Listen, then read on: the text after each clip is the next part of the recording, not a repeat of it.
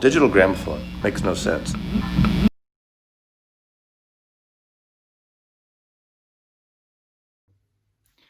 Hey guys, so my buddy Sam at the Vinyl Douche decided to do this combined vinyl tag from all the previous vinyl tags. He doesn't participate in them often, at least not in the last two, I don't think. So maybe that's why he decided to do it. I don't think there's any good reason. I think it's just a result of pandemic life that he did this. But he's a huge sellout. So I'm gonna do it too, even though I participated in the 2019 one.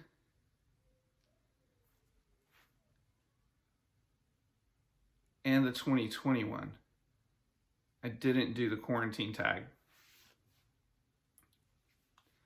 Doesn't even exist in my opinion. All right, so, sorry. And I'm not gonna edit this, so, just so we're clear.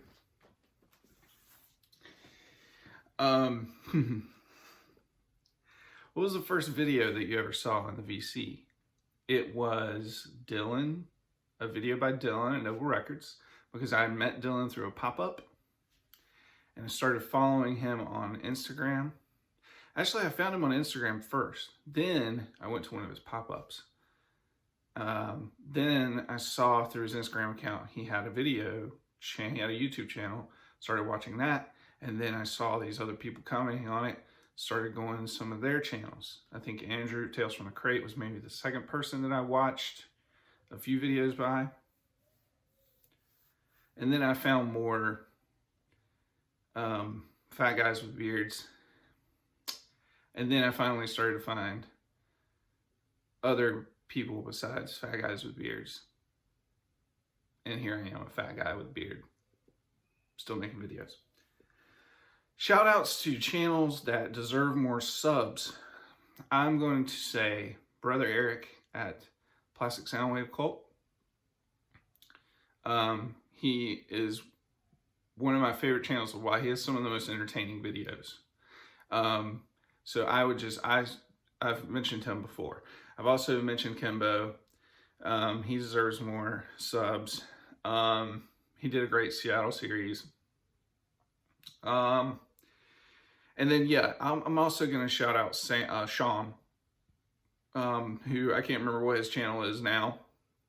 But Sean is coming at vinyl community videos from a whole nother place, and I love it. I think it's great.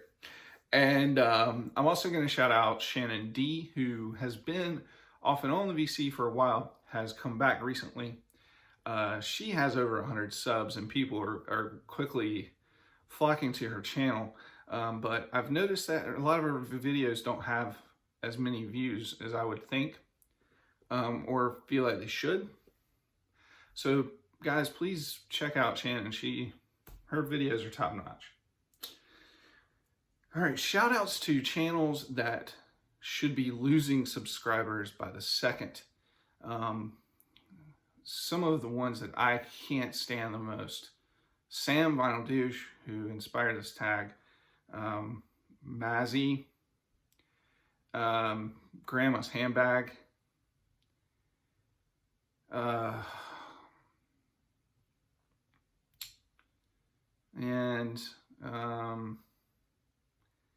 I don't know. That's really it. Terrible channels.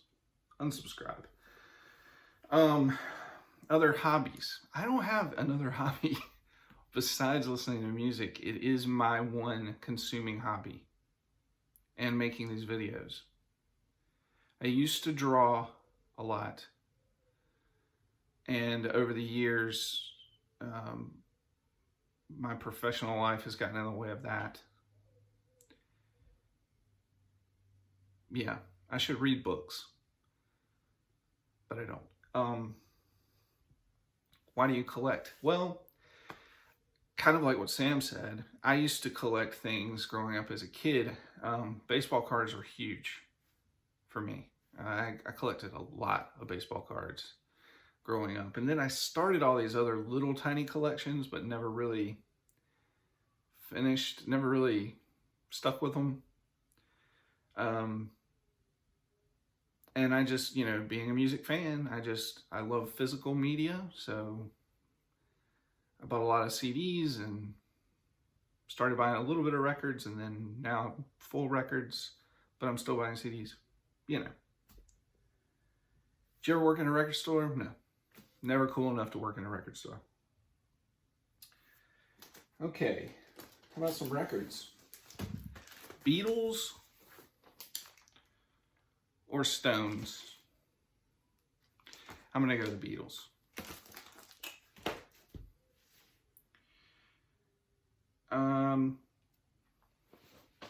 Here's another matchup.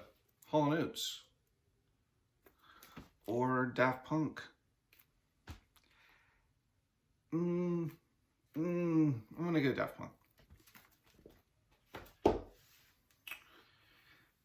Black album cover. Nights of Dreams by Arrogance, and this is 90% black.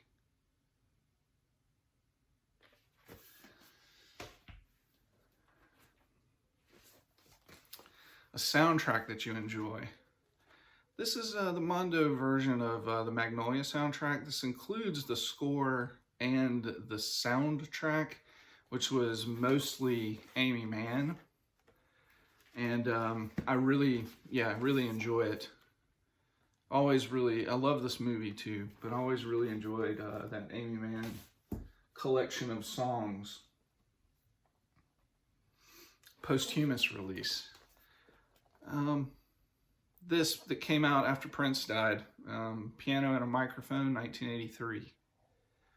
It's not really an album. It's just a recording, a very intimate recording.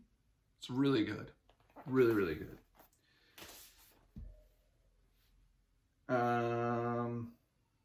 Female artist. The fact that, I don't know, I'm not even gonna do that soapbox thing. I show a lot of female artists. Do they still represent a smaller percentage of my record collection? For sure. They definitely do. And I talked about that when I did a favorite female artist video. But like Sam kind of showed one, because he shows a lot of female artists too. Like at least every video he shows a female artist. He decided to show one that was a little bit more popular, one that was a little less douchey. I'm going to do that too. Lord's Melodrama. Fantastic pop album. Are there any artists that you impulsively collect? No. Oh, another matchup. Nick Cave and the Bad Seeds or the Carpenters? It's a bit tough of a decision. Why don't you guys just tell me in the comments below? You decide. A double album that's not your favorite double album, but one that you really enjoy and is also a good start to the day. Todd Rundgren's Something, anything.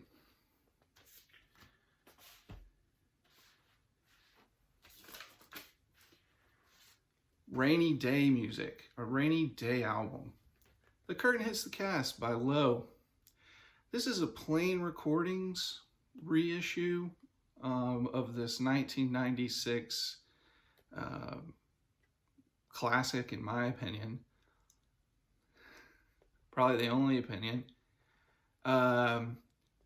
Plain Recordings puts out a lot of garbage. And this album does not sound bad. I have a couple of other Low Plain Recordings that don't sound bad. putting that out there. Great rainy day album, though. An artist you've met. I've hung out with Spoon, members of Spoon, a few times. It's kind of a long story. Involves an ex-girlfriend. Not going to get into it.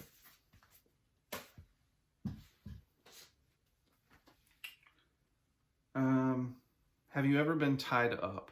No. I've never been tied up. An album that turns 14. Jenny Lewis and the Watson Twins.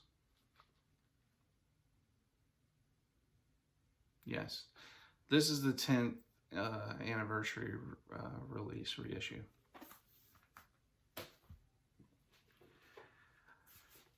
And then last but not least, a trilogy of albums that have nothing to do with each other than the fact that they were recorded by the same band that happens to be a trio, and they were also released very far apart.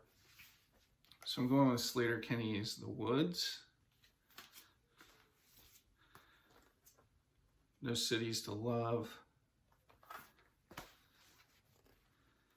and everybody's favorite Sleater-Kinney album, The Center Won't Hold.